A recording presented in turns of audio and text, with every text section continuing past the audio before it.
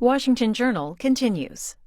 Joining us now to talk about a new report and recommendations to increase police data transparency is Jillian Snider. She's with the R Street Institute. She's their Criminal Justice and Civil Liberties Policy Director. Good morning, Jillian. Good morning. Thank you so much for joining us. So tell us a little bit about the report. Who did you talk with for it? Where did you get your data?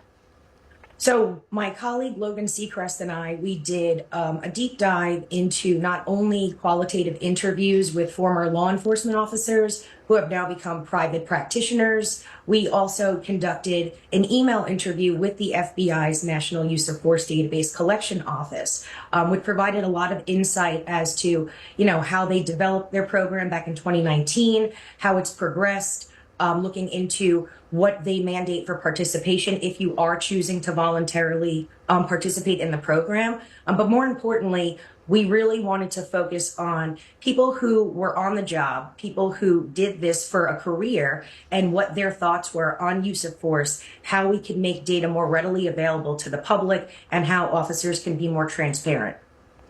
And one of the things your report focuses on is that lack of standard data. What do we know right now about the impact not having that data is having on policing, accountability, public confidence in policing? So there is no global or even national use of force standard protocol. All officers are similarly trained in that we start, low-level interactions would be verbal communication. If you need to bring it up a notch, you will then use stronger, louder verbal commands, and then so on. Your behavior is, and this is really important, and I think all law enforcement officers would agree, an officer's behavior is most often dictated by the behavior, the attitude, the aggression level of the person that they're encountering. So all officers are trained similarly in that regard. We won't take it to a higher level if we're dealing with a compliant individual. But because we don't have this national standardization in the way that we use force, the way that we collect or report the force, and then the way that we make it readily available to the public or even participate to the FBI, it doesn't allow agencies to be able to identify early on any problematic officer or even any problematic location within their jurisdiction. Because as we can discuss, crime is localized. There is hot spots of crime. And more often than not, law enforcement agencies will deploy their officers and their resources based on that. So if you are seeing a high concentration of police-involved force, which is most often the result of force used against them, you'll deploy strategically, of course, but we don't have that. So it makes it really hard for researchers to help law enforcement agencies identify tactical solutions to address crime in their area. We will get more into the report, but something that it notes is one way to improve data collection would be setting standard definitions. Why isn't there a consensus on what is use of force? So every agency uses different tools. And again, most people understand that law enforcement officers are authorized to carry firearms. In some agencies, they'll carry longer rifles. Other agencies will have every officer will be equipped with a taser. In some agencies, not every officer is equipped with a taser. You'll also see differences in the type of pepper spray or OC spray that officers use, as well as differences in the types of nightsticks, batons, or expandable asps that they'll use. So because we all have somewhat different tools, it makes it a little different to create this standardization, but we can create something in which officers are reporting or agencies are reporting all types of use of force. Something that Logan and I discovered is that most agencies are at least internally collecting this information. If an officer uses force, it is recorded. It is, then compiled internally. Maybe agencies are doing something that we don't know, but it's not being reported to either the state or the federal government for us to understand.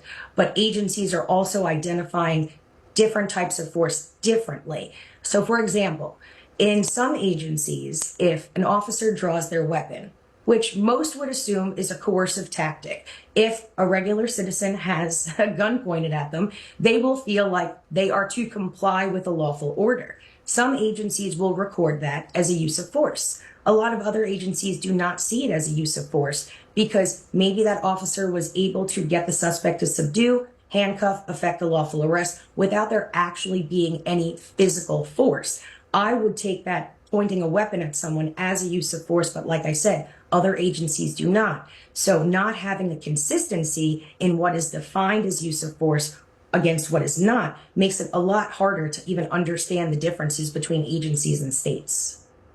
And you're now with the R Street Institute, but you are a retired New York City Police Department officer. You spent 14 years in the uniform. How did your experience working in law enforcement influence or help you when putting this report together? I was really fortunate that I never had to use force in the line of duty. Most officers will never use deadly physical force in the line of duty. I worked in both Brooklyn and the Bronx over the course of my NYPD career. I did a lot of really fun stuff. I got to work in the anti-crime unit. I worked in the street level narcotics unit. I did patrol, of course, but I took what I learned from just dealing with regular folks in the communities that I served. I wanted to know, what is their biggest concern with law enforcement? And believe it or not, I worked in two of the highest crime areas of New York City. Most people really appreciated the police. Even when some tragedy did occur where police were involved, most of the folks that lived there, worked there, went to school there, they were grateful for the law enforcement presence, but they were really outspoken about that they felt like they weren't always in the know of what was going on behind the scenes. And of course, law enforcement agencies have to protect, classified information, I'll call it. But in terms of how often an officer is using force or how often a use of force incident occurs within a locality, I think that the public would feel refreshed to be knowing that information, because not only would it help kind of establish that trust that has been broken over the last several years, but it gives the community members insight that cops go out there, 50 million interactions every year, and less than 2% of them overall in the data that's readily available shows that there is a threat or the actual use of force. But the public doesn't know that. So when I engage with members of the community, whether it's just talking to someone on the street, or even if it was debriefing a suspect that I arrested, they were just like, we want to know what's going on, because when we feel like we're in the dark, we don't trust you. We are talking with Jillian Snider, Criminal Justice and Civil Liberties Policy Director for the R Street Institute. If you have a question or comment for her, you can start calling in now. The lines are regional. If you're in the Eastern and Central time zone, your line is 202-748-8000, Mountain and Pacific, 202-748-8001. And we also want to hear from other members of the law enforcement community about your experience. Your line is 202-748-8002. Jillian, what can you tell us about what data collection looks like right now? Who's doing it? What kind of data are they trying to compile, and what happens to it?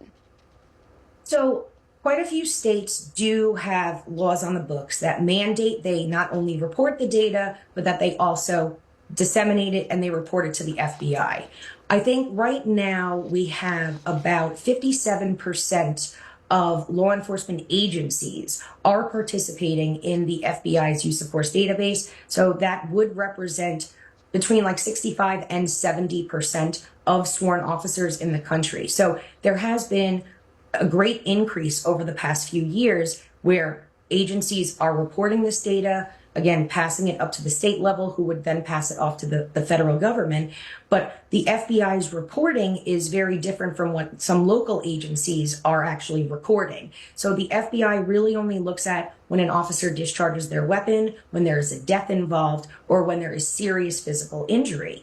And although that's very important, most of the time that's not what happens. Look at this year alone. We have had reported 369 police-involved killings, or incidents in which law enforcement encountered a citizen and that citizen wound up dying.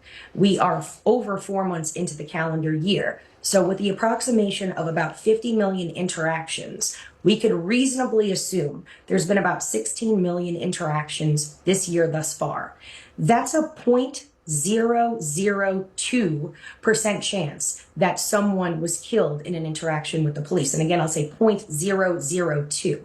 So we see that death by police is very, very rare. More likely than not, if force is applied in a situation, it is typically a grab or a hold. If you are trying to subdue a suspect with minimal force, most law enforcement agents are trained to use an arm bar where you'll grab someone's wrist, try and turn it behind their back to be able to put them in cuffs safely without any type of serious physical injury. So those are the regular interactions where the force is applied. And even in cases of arrest, we have 13 million arrests roughly per year in this country. Barely 4% of them have force involved, and most of that force is this grabbing or this holding, or in some agencies, they even record handcuffing as a use of force.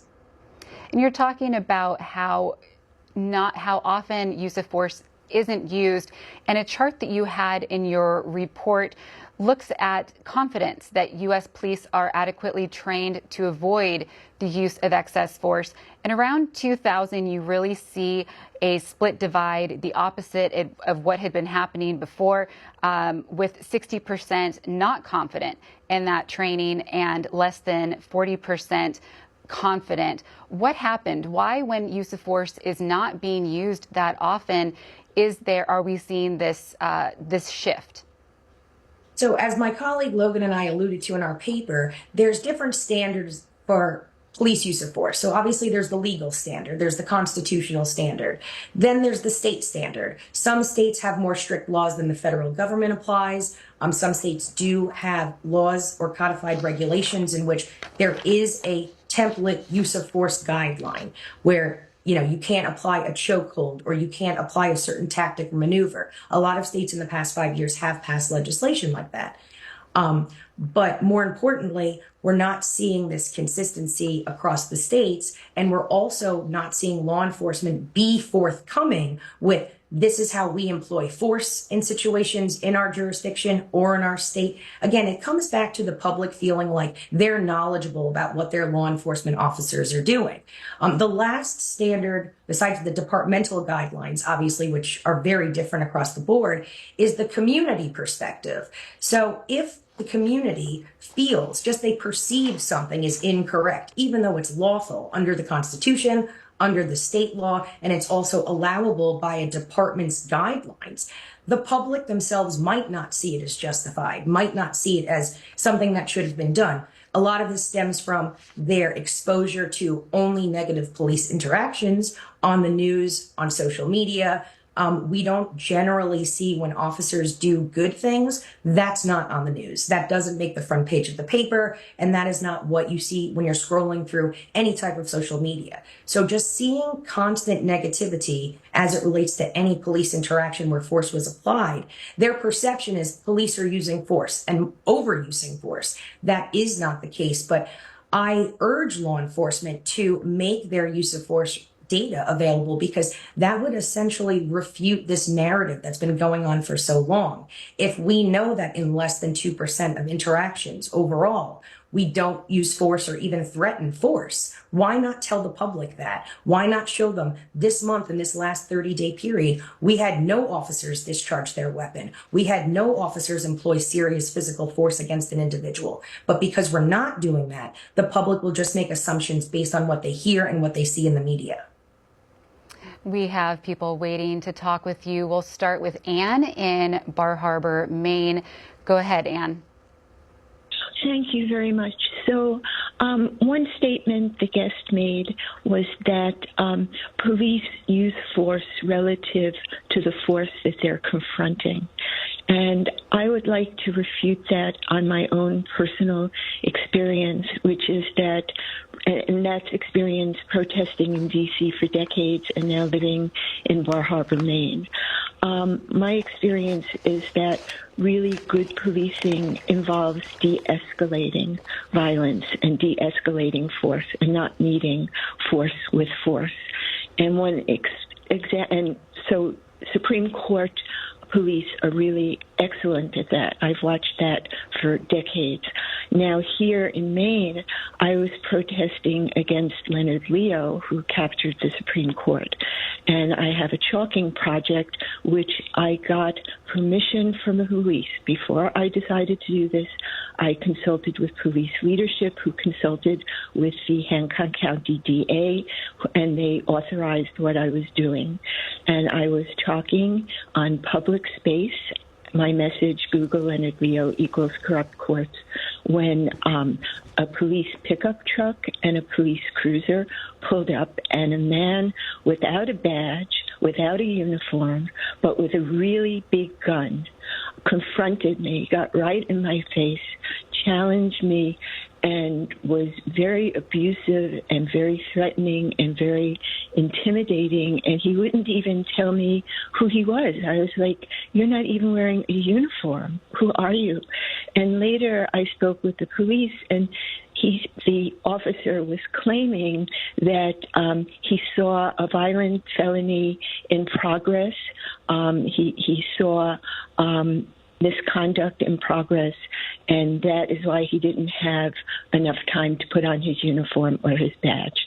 And so I know that's anecdotal, but, you know, I'm a white woman, senior citizen in a small town, and I know that police don't always respond appropriately.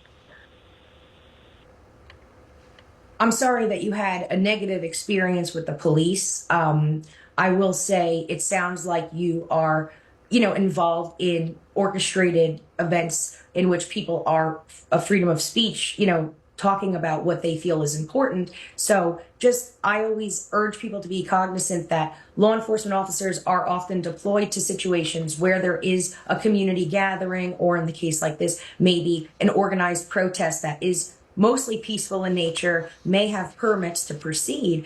But these situations, as I'm sure with your experience, as you said, you've been doing this a very long time, sometimes these situations escalate. Law enforcement officers go there for preservation of the peace. They don't go there looking to agitate the situations. But if they do see something afoul, and you probably weren't involved in that, but someone else maybe at this orchestrated event was engaged in something that could have potentially exploded into something else. So I will err on the side of that police go there to keep the peace, not provoke anything. But again, I'm very sorry that your experience directly was not something that, you would wish had happened.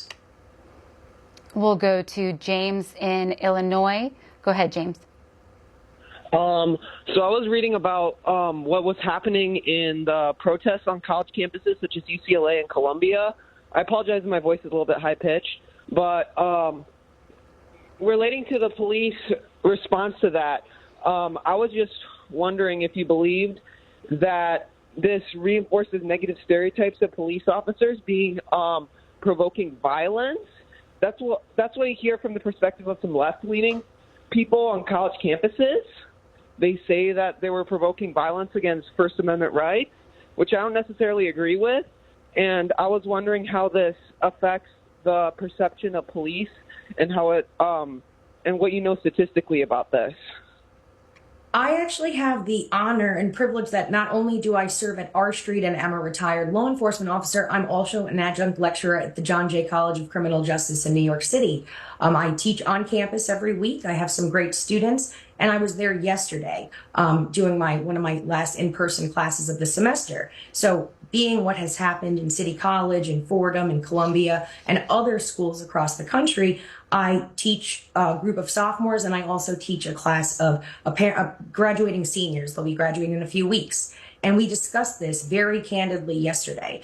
I wanted to get their perspective. Now, half of my students, they do want to pursue a career in law enforcement. The other half of my students are working toward getting into the criminal justice system to affect some kind of positive change. So they're not always the most favorable towards the law enforcement community. But what I was pleasantly surprised with is their ability to see situations for what they are. And they're college students. They're paying tuition to go to school. We have not seen anything like this at John Jay, thankfully, but City College is only a few short blocks away. The Fordham University incident was at the Lincoln Center, which is about 5 blocks from John Jay College. So my students were of the mindset where the universities seem to really try and not engage with the NYPD. They wanted to allow public safety officers on campus to deal with the situation. It wasn't until the situation got completely out of control, where there was vandalism, where there was violence, where there was the threat for even more violence, that the NYPD had to come in. And again, NYPD goes to all types of protests, orchestrated events, parades, marathons. We are very trained to deal with mass groups of people in a very civilized way. Because again, our thought going into this is preservation of the peace, maintaining order and civility, and ensuring that no one gets hurt. So in this case, it had escalated to such a point where days went by, police weren't brought in, public safety could no longer maintain it, and they did have to call the police. So I think the way that it's being portrayed right now, again, things are going to come out as investigations continue and as more people come out and speak about the incident. But people living in New York City, people going to college campuses only a few blocks away, they feel that it came to a point where police intervention was necessary. And because the individuals that were on those campuses were non-compliant, were breaking into buildings, were setting up encampments, and the most important thing was they're disrupting the life of fellow students who are preparing to graduate, who also have a right to be there, to feel safe, to finish the semester, to graduate in a few weeks. And they weren't thinking about that. They were just thinking about their cause and their movement at the time. So law enforcement needed to go in and rectify the situation and make it safe. But my students were actually very impressed with what they called was like the law enforcement officers that went in were very reserved. They were not going in extremely hot. They were trying to contain the situation, to keep everyone safe, and to make sure that the college campus, protocols were in check. We'll go next to Ben in Owing Mills, Maryland, and he is calling on the law enforcement line. Hi, Ben. Good morning. Got so much I want to say, but I know there's a time restriction. First of all, I want to say this. When I was a police officer in a patrol car, on any given night, in particular city I worked in, I could get 20 calls for service, just myself, and my colleagues the same. And so what I'm saying is, on any given night, we may handle in one shift close to 1,000 calls for service, or in the hundreds. And very rarely is there a time when someone got into a position where there was some excessive force used. It's not like the way we're being portrayed now. It's not like I go home every night and dream about coming to work and brutalizing someone, like I have some dark fantasy of torturing someone or what have you. We are all members of the community. We coach kids. We do things in the community. We're regular human beings.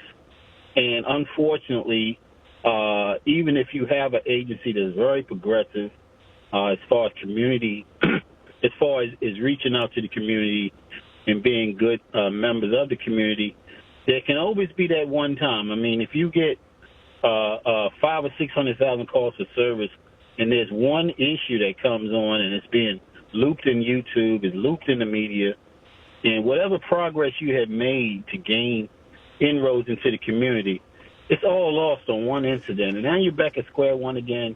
You've got people back throwing bottles at your officers, just having total disrespect. And you're back at square one again. And I think the agencies don't do a good enough job of showing the public, like she said, the numbers. It's like there's so many encounters law enforcement have with citizens that go right, and no one wants to cover that, of course, but someone has to get in front of this narrative that we all, just have some dark fantasy of ruining someone's life or killing someone or beating someone half to death. And it's just ridiculous. I'm really glad you pointed that out, like I said earlier, I worked in East New York, Brooklyn, and I worked in the South Bronx. Very busy commands. When I did patrol, I typically worked the night, the mid shift, the 4 to midnight shift. And you said, we go to so many calls for service. I averaged regularly 27 to 32 calls per service per shift. And regularly, nothing happened. I took reports. I took a person to the hospital. I took a domestic incident report. I took a motor vehicle accident report. I effected an arrest, or I issued a summons for something, but no force was applied. No one's going to talk about that. And that's the regular life of most law enforcement officers. We respond to calls for service and we satisfy the public's needs in that given moment. And there's no melee and there's no incident and there's no force applied. And then we go about our day to the next call for service. That is not something that's spoken about. That's not something that agencies are coming out and saying, look, my officers responded to 5,000 calls in the last week. Not one of them had excessive force applied. And again, as you noted, if you take one step forward, something happens. We are going 2 steps back. And the unfortunate reality is, if your agency is doing great things, wonderful things, your community is really happy with you, but somewhere across the country, some other officer does something else and it's perceived in a bad way, it's still going to impact you. It wasn't even in your state or locality or agency, but that one officer who did one bad thing really does jeopardize the integrity of the profession for the rest of us, as well as our reputation. Jillian, as both you and Ben noted, it can impact officers when a use of force is reported or it's viewed on the news. But what happens when after a use of force is reported? What happens to the officer? What's kind of the follow-up? And when we're not seeing the data that's out there, like Ben was talking about, what impact does that then have on officers' ability to maybe do something differently next time? So every agency varies in the way in which they handle a use of force incident. Simple uses of force where I had to strike a suspect with my expandable baton to gain compliance. I did it in the department guideline way. I struck them down in the shin. I was able to effect my lawful arrest. I go about my business. I do my use of force report. If that person required any medical attention will be given, and then that person will progress through the system. There's generally no repercussions for me or consequences for me as long as I applied the force reasonably, justifiably, and within state and department guidelines. If there's an incident in which there's questionable use of force, which most often revolves around when an officer uses deadly physical force, that is where we'll start to see, outside units come in. The NYPD, I could speak to it the best. If we have a use of force where an officer discharges their weapon in the line of duty, we have a unit within the department that is separate from the precinct in which that officer works, who will do the investigation of the use of force incident. They will make the determination on their own if that officer used the appropriate level of force. Was it justified? Did the situation necessitate that? But concurrently, of course, the ADA's office is most likely, or the district attorney's office is most likely conducting their own investigation. And then, of course, the NYPD is also monitored by the Civilian Complaint Review Board, which is an outside agency that looks in and sees if a complaint is filed. Was the complaint, justified? Was it founded or unfounded or unsubstantiated? So in a case where an officer discharges their weapon, many agencies will take the firearm away from the individual at the time.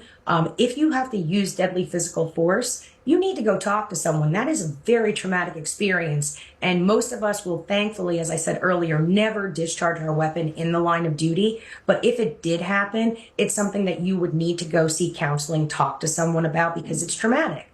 And so they would take your weapon, they would place you most likely on a modified duty or an administrative duty. They would also, of course, check your blood alcohol level. They would maybe test you or screen you for narcotics use. They want to make sure that you were in your right state of mind. Everything was done the way it was supposed to. Protocol was in place and you fulfilled that. And then once it's determined by both the agency and also the district attorney's office and any outside agencies that are monitoring the department, if everything is like this was justified, the person, used force against the officer, the person had a weapon and shot, that officer would eventually go back to their regular duty status. There would be no department penalties nor criminal liability. But in a situation where it could be deemed that that officer used excessive force, broke a law, violated a department guideline, they could be terminated from the department. They could be suspended pending prosecution. Those other things would unfold. So it really varies based on the state. If the state itself has laws put into place where an officer is not allowed to use force in a given situation, then obviously those rules would apply to that officer, but it wouldn't be streamlined across the entire nation. We'll go to Jeff in Columbus, Ohio. Go ahead, Jeff. Hi, Jillian. I was just wondering, would you support the death penalty for police who lie on police reports or perjure themselves in court? So our street, we don't take a position on the death penalty. So I actually would probably defer that question to another think tank who does work specifically on death penalty cases. Gary in Greenville, Texas. Go ahead. Good morning, y'all. My thing is with the George Floyd case, okay, and Officer Chauvin. I would encourage everybody to watch the movie, The Fall of Minneapolis. I was persuaded that he actually killed George Floyd. But the way the media portrayed it and then the way that everybody lied on the stand against him, saying that it wasn't a trained move that he did. Anyways, and I'm not trying to persuade anybody's mind about how it goes or whatever, but I would encourage, instead of the media bombarding all these police officers, and I mean, the cops get a bad rap in a lot of cases. Just take it easy, and watch the facts, and look who brings out other facts. Because, I mean, a lot of things can come out after, like 6 or 7 months after the case. But I would encourage everybody to at least watch the movie The Fall of Minneapolis. Okay. But anyways, thank you. Bye. One of my students had actually recommended that as well. But what's important to note is that when a situation like this happens where police are involved with a citizen and someone is hurt or someone dies, we won't find out all the answers instantaneously. So people are often drawing opinions on what they just saw on the news, which could be a little tiny sneak peek into what actually happened. It takes weeks, months for investigations to go on, and then we learn as we go. So I always ask people to just give the benefit of the doubt where it's due. Don't go in and make a rush judgment, because most times if there is, especially today, if there is an incident where an officer used force, their interaction was most likely recorded on body-worn camera. Additionally, most of your areas now, especially major metropolitan areas, there's cameras everywhere. You have them on your supermarkets, on your drugstores, on your corner poles. So there's going to be some sort of surveillance which is going to corroborate or refute the statement that was given at the time. So I always say, be patient, let the investigation go on, let people find out all of the facts before drawing an unreasonable conclusion. Jillian, something your report talks about is recommendations for both the law enforcement agencies and state and federal policy makers. What are some of those recommendations? So we look at law enforcement, and then we look also at legislators who have the power to put these things into play. I am always going to be supportive of my fellow law enforcement officers, because most people take this job because it's a noble profession and they wanted to go sign up to help someone. So we are not trying to place an unreasonable burden on law enforcement by having them, do this reporting if use of force is conducted, and then ultimately at least compiling it, analyzing it, and making strategic recommendations based on what the data shows. So we are trying to encourage law enforcement to create more streamlined and systematic use of force reporting. If they don't already do it, they should initiate it. But of course, a lot of agencies are, like I said earlier, internally collecting use of force data. Anytime use of force is applied, they are filling out a report. Generally, they are talking about the situational variables. Was it dark? Was it day? What kind of job were they going to? Because that plays into it as well. And no one really talks about that.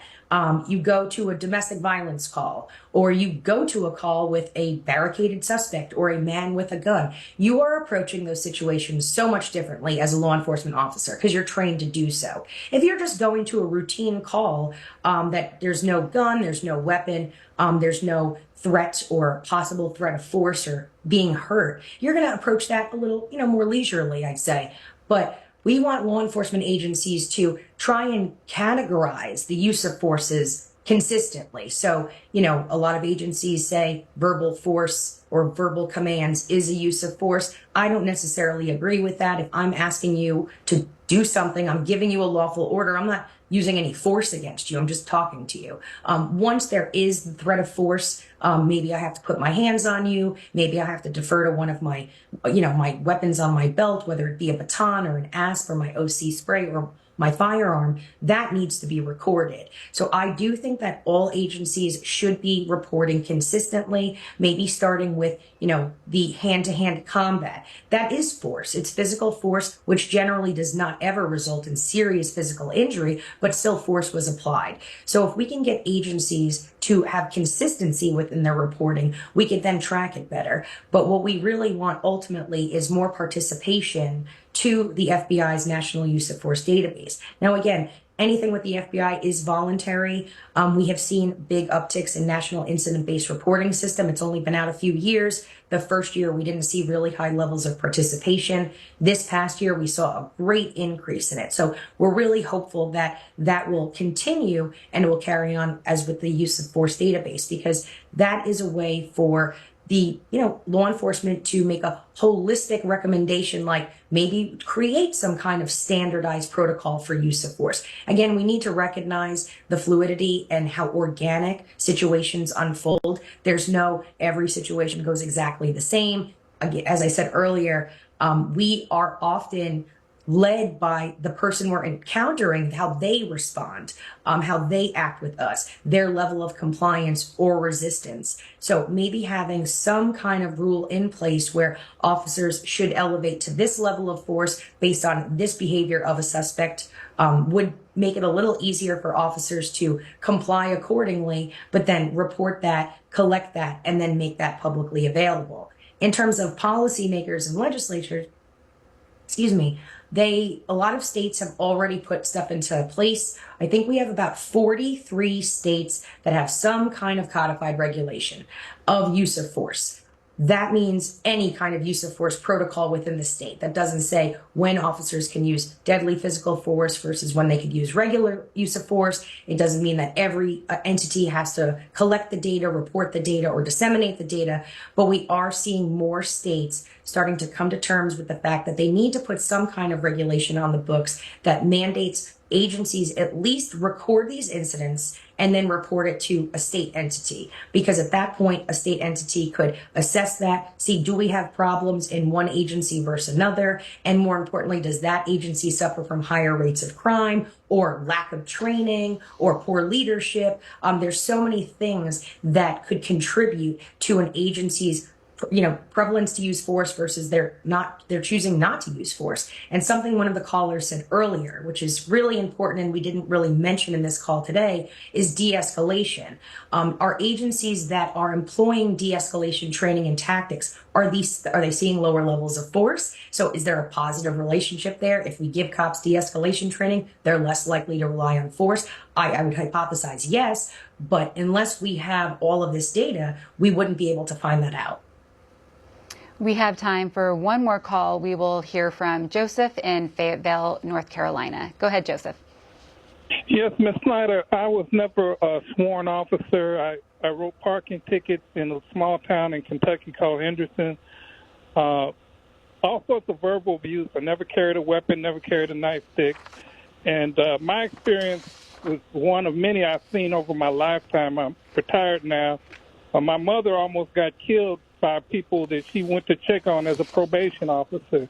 I know a man now that he's a civilian traffic person, and he's been threatened by people. People don't realize that they are escalating things a lot of times, and they just go on and on and the only thing that the person can do is just sit there and take it. And they don't realize that a police officer, a lot of times, they don't have to use a gun or anything. Just if anybody were to touch them or something, that's assault. And if they responded, then they would consider that use of force. There's a lot of use of force other than guns and billy clubs. And that's all I want to say, that people just don't respect the fact that law enforcement officers, they're just enforcing the law. That if they have a problem with the law, the people that pass the laws, they need to get out and vote. You're absolutely right. I've had this conversation while I was a police officer. I would get called to a scene. I would get there. People would be like, "Why are you here?" I'm like, "Someone called me. Someone called 911. I'm coming to the call." And, you'd get yelled at. They'd try and push you out of their apartment. Meanwhile, they called you. But you'd go there trying to help them with whatever they need help with. And then they're, obviously, law enforcement officers deal with this regularly where people, just curse at them, yell at them, try and shove them or whatever the case is. And again, we go to that call for service. So I always tell people, and I did this when I've only been retired almost 4 years. So relatively recently, and congratulations on your retirement, as you said you were, but we don't have that level of respect for law enforcement that we used to have. I grew up thinking, okay, there's a police officer here. So, that person is there to make me feel safe, to protect me from harm, to keep the community, rid of crime if possible. And I need to show that person respect for the job that they're doing. And we're not seeing that as much now. There are still so many people who appreciate law enforcement, and they'll go up and they'll thank an officer, or they'll go to the precinct on a holiday and they'll bring cookies or candy like, "Thank you for your service." There are a lot of great people who respect police, but at the same time, there are people who do not. And those individuals, the way that they go at police, police have to generally be very composed, because if we got upset over the way someone spoke to us, we'd be upset a lot. So I do tell people, the way in which you talk to the officer is the way the officer is most likely going to respond to you. So officers do go out there trying to be respectful, cordial, professional. And if the person that they're encountering is none of those things, it's going to make the situation just a lot more hostile. Jillian Snider, retired New York City Police Department officer and Criminal Justice and Civil Liberties Policy Director for the R Street Institute. Thank you for joining us. Thank you so much. Up next, or still ahead, it's our annual cram for the exam. We're going to review with high school students across the country as they prepare for the AP U.S. Government and Politics exams happening on Monday. We'll be joined by social science teacher Sunshine Cavaluzzi. Until then, we will hear more of your top news story of the week. We'll be right back.